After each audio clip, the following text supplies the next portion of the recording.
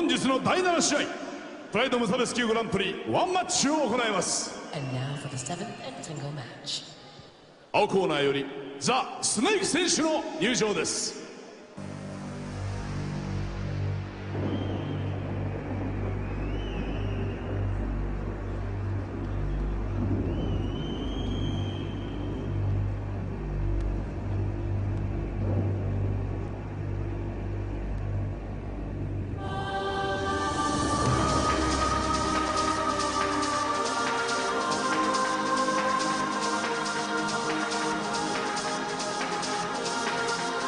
In the blue corner, from France, the Snake. He is indeed the Snake, Cyrille Diabate, hailing from France and making his first appearance in Pride Fighting Championships. A guy who is on a roll, currently on a 4-fight winning streak in Deep, one of the feeder programs for Pride Fighting, including 2 stunning knockout victories over former Shogun Hua foe Yasuhito Namikawa. Shogun also KO'd Namikawa. And the funny thing is, Trig, Diabate, the Snake, and Shogun, his opponent, also have another fighter in common, a guy by the name of Babalu Sobral. Shogun's only other loss in fighting has been at the hands of Babalu, and Babalu was also able to choke out Mr. Snake Diabate on a show in England a couple of years ago. So there is a lot of tape. There are common foes. Did that help you when preparing for a fight? You're watching guys fight guys you fought. It does. As I'm getting ready to prepare for a fight, I look at common foes we both had and kind of see how they beat them and how we match up against them. And you know, and so for Shogun, as he's looking at the Snake, he kind of gets a chance to see him. He told us he hasn't seen any tape on this guy. He has no idea really what he does other than he's a stand-up guy. But, you know, Shogun also can stand up with the best of them. He feels he can dominate Shogun standing, believe it or not, and he's visualized knocking him out many, many times. これより第7試合を行います。青コーナー198センチ 91.7 キロ The Snake! Cyrille the Snake Diabate is 32'6'5", 202 pounds, making his Pride debut. 赤コーナー182センチ 92.7 キロ Mauricio Mauricio Shogun Hua, 24'5'10", 204 pounds, 8-1 in Pride Fighting Championships. That one blemish on his record, Trig, coming earlier this year in February against Mark the Hammer Coleman. A freak injury trying to defend the takedown. Hurt his arm, was on the sidelines, but now is making a comeback here tonight. He didn't just hurt his arm, he blew his arm completely out. Well, he's rehabbed it, says he's at 100%.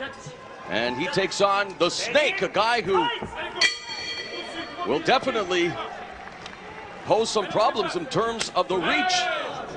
Has 7 inches on Shogun, also a Muay Thai practitioner. He has never been knocked out. Has the Snake, and look at that, a flying knee and a right follow-up. Well done, but the takedown by Shogun saying, okay, you want to meet me strike for strike in the Muay Thai, I'll take you to the ground. And this is a place where, obviously, Shogun, being under the Shooter Box Academy, should dominate. It was early. It's early yet. I mean, believe me, it's early yet in the first round. But he wasn't being met in his Muay Thai. He was getting beat in the Muay Thai. The Snake was using his reach and his quickness to beat him.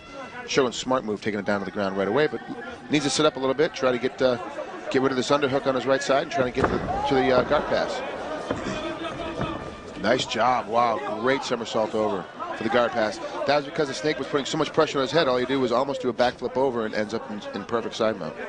Snake's been training on the ground for 5 years.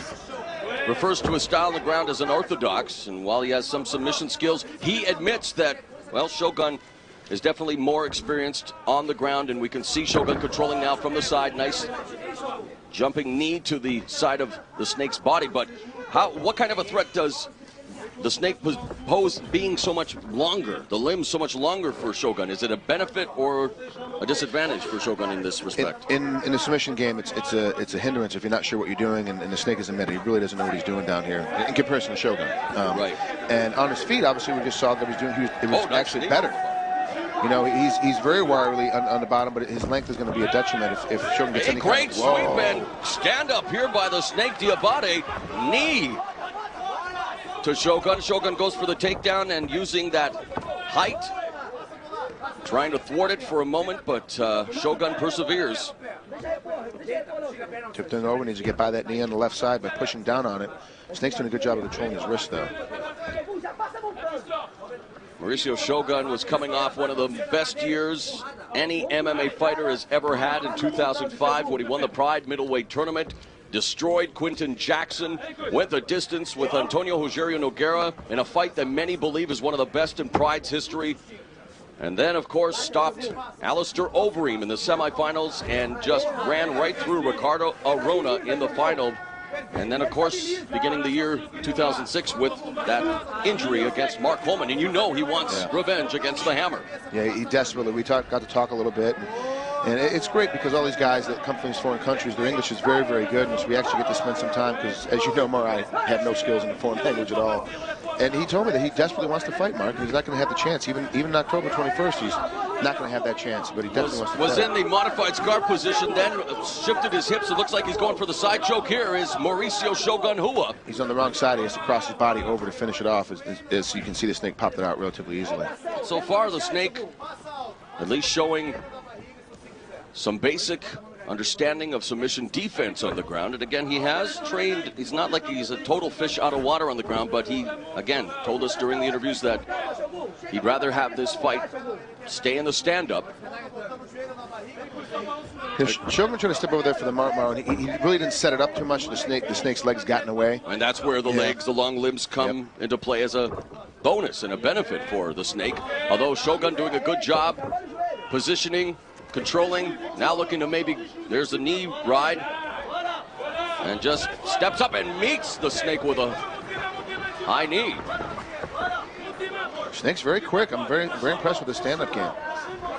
And his ability to get back to his feet. He's done, obviously, twice now. So he's one of the tallest 205-pound fighters in the sport. Again, similar to Alistair Overeem, and he tagged Shogun there. Shogun came back with the overhand right.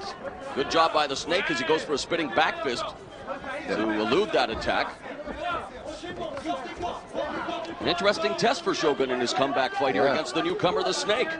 You know, you would think, well, his debut in Pride, it's going to be, you know, tomato can kind of easy of a walkover, but you don't get that now. You know, everyone in MMA is very, very tough in what they do, and the guys that have been competing, you know, even other organizations. Elbow, another elbow to the rib cage of the Snake by Mauricio Shogun.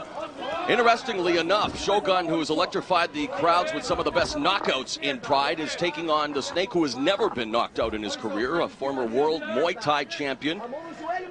In fact, he fought and beat accomplished kickboxer Rick Rufus in Las Vegas. When we asked him what he thought his best attribute was, he told us his brain.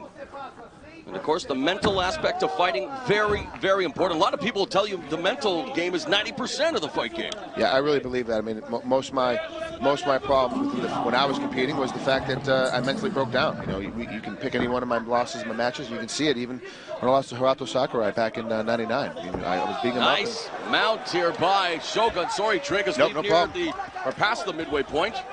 The mental game is big, it's huge, and that's the thing that they do down in Shoot the Box is they really learn how to work on the mental game. These guys are mentally tough all the way around. Shogun now taking a page out of that Shoot Box playbook with those kicks to the head, and now oh my gosh, and the referee steps in and stops this fight. He put up a valiant effort, but for Mauricio Shogun, back on the winning track. Shogun with his sights set on Mark the Hammer Coleman, a fight I know a lot of Pride fans look forward to seeing. But Shogun victorious in his return at 5 minutes and 29 seconds of the first round via referee stoppage. A knockout for Shogun, improving his record to 9-1. And, well, we talked about it. Cyrille the Snake Diabate, never having been knocked out in his career, well, he never fought Mauricio Shogun before either. Yeah, that's just true. We're getting back into it, and this is one of the things you have to understand is that as you start to roll around, you're not really good on the ground. You have to tie guys' legs up. You know, the Snake didn't do it, so he kept getting hit. And none of them really landed solid, but every single one of them landed slightly enough to add up the damage overall. Great. Not even with the heel, it was the middle of the foot, the softest part of the foot. And a strike like that can break a guy's jaw. I mean, he caught him flush on the jaw with that, and there you see, oh, he's actually tapping. Did you see that? Yeah. The Snake was actually tapping. So it's actually a submission. And they ruled it a KO, but we caught that in the replay. He tapped. And I got to tell you what, I mean, this is going to, you know, Shogun is